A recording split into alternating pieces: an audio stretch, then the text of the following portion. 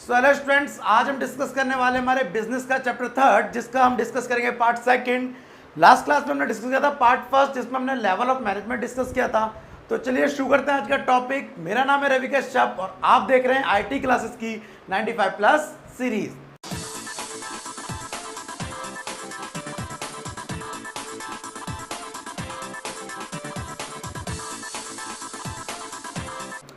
तो स्टूडेंट, जो आज का टॉपिक है उसके अंदर हम लेवल ऑफ मैनेजमेंट नहीं पढ़ेंगे। आज पढ़ेंगे कि जब हम मैनेजमेंट करने जाते हैं तो हमें कौन कौन से काम करने पड़ते हैं।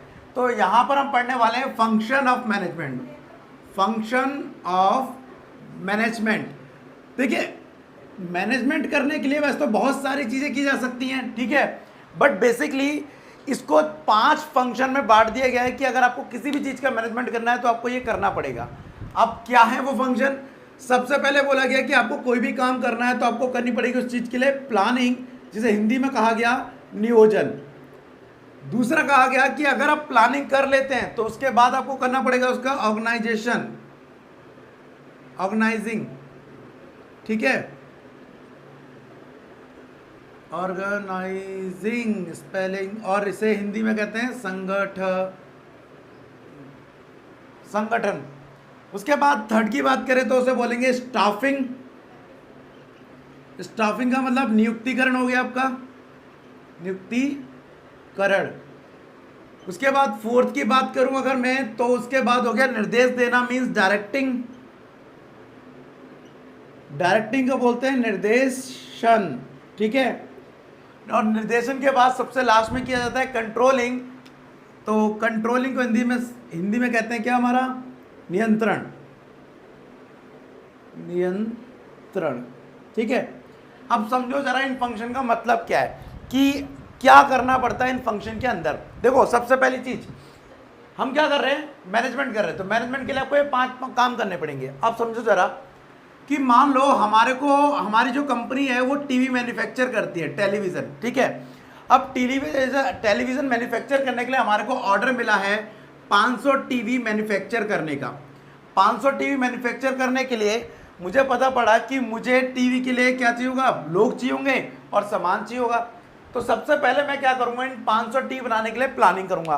प्लानिंग करने के लिए मतलब क्या है कि मेरे पास रॉ मटेरियल कहाँ से आएगा, मेरे पास लेबर कहाँ से आएगी, मेरे पास ये वाला सामान कहाँ से आएगा, मैं कहाँ पे टीवी मैन्युफैक्चर करूंगा।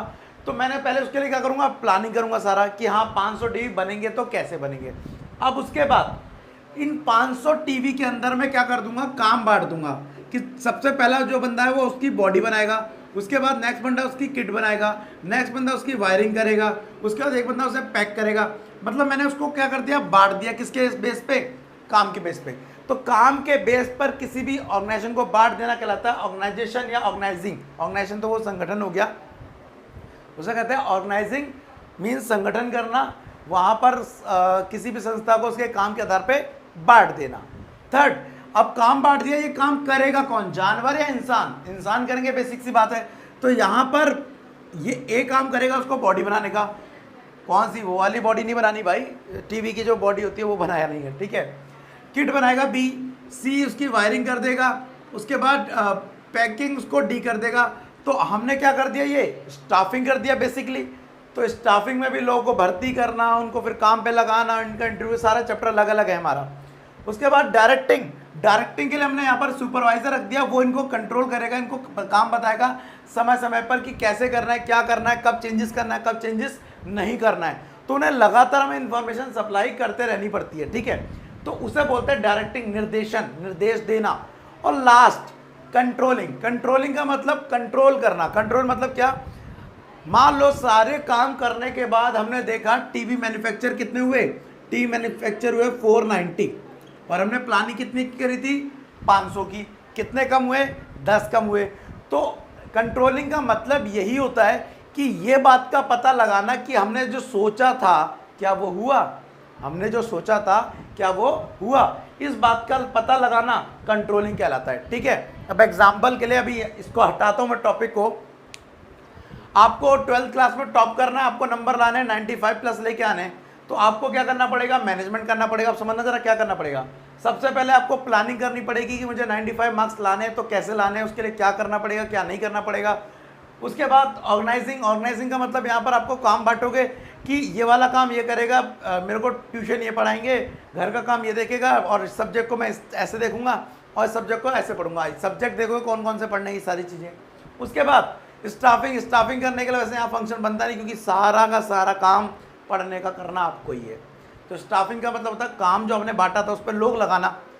उसके बाद डायरेक्टिंग, समय समय पर आपको डायरेक्शन देना। आप डायरेक्शन कौन देगा? आपका टाइम टेबल आपको डायरेक्शन देगा, आपका टीचर आपको डायरेक्शन देगा, आपके पेरेंट्स आपको डायरेक्शन देंगे, आपके स्कूल टीचर आपको डायरेक्शन देंगे कि काम को कैसे करना है। एंड लास्ट 28 मई, 29 मई, 30 मई वो दिन जब रिजल्ट आता आपकी 12th क्लास का, तो रिजल्ट आया, मान लो आपने सोचा था 95% प्लस, आपके मान लो आ गए 94%, मान लेते कम आ गए। तो अब आप सोचोगे यार ये कम क्यों हो गए, मैंने तो 12th में पूरी मेहनत करी थी, 1% भी क्यों कम हो गया। कुछ लोग और भी कम आ जाते हैं, लेकिन आप 94 सोचो, ठीक है, कुछ लोग के 98 आ जाएंगे। तो आप क्या कर रहे हो? कंट्रोलिंग कर रहे हो कि मैंने सोचा क्या था 95 और हुआ क्या 94, तो इसे बोलेंगे कंट्रोलिंग।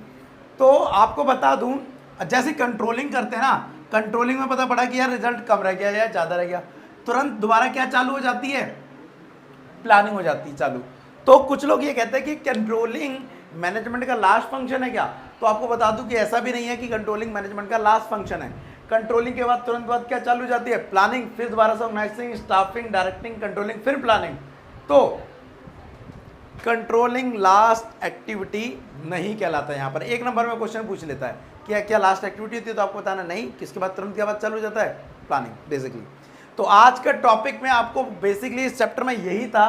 लेवल मैंने बता दिया आपको, टॉप, मिडल और लोअर लेवल। उसके बाद बस मैनेजमेंट के फंक्शन बता रहा था कि मैनेजमेंट के अंदर 5 फंक्शन है, इन्हीं फंक्शन को लेकर चैप्टर्स बना दिए गए, planning, organising, staffing, directing, controlling. तो हम ये सारे चैप्टर करेंगे, लेकिन उससे पहले नेक्स्ट पार्ट में हम डिस्कस करेंगे, नेक्स्ट चैप्टर में प्रिंसिपल ऑफ मैनेजमेंट, की मैनेजमेंट करने के लिए कौन कौन से प्रिंसिपल होना ज़रूरी है। तो वेल आज के लिए इतना ही। इससे रिलेटेड अगर आपको कोई भी डाउट हो, कोई भी सजेशन हो, प्लीज़ कमेंट बॉक्स में लिखिए। तो मिलते हैं अगली क्लास में। आज के लिए thank you, tata and bye bye.